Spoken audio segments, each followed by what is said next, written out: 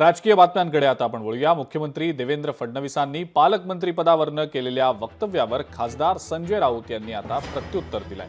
पालकमंत्री येतात आणि जातात, त्यामुळे काही अडलंय का असं फडणवीस म्हणाले होते। तर पालकमंत्री पदामुळे काही अडलं नाही, कारण कुठेही कामच होत नाहीये अशी खोचक टीका खासदार संजय राऊतांनी केली आहे।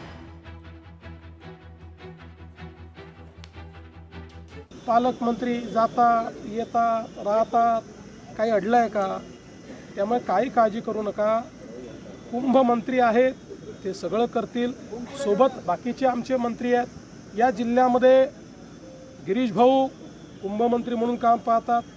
आमचे दादा भुसे आहेत, आमचे नरहरी झिरवळ आहेत, भुजबळ साहेब आहेत, आणि कमी पडलो तर आम्ही पण आहोतच ना।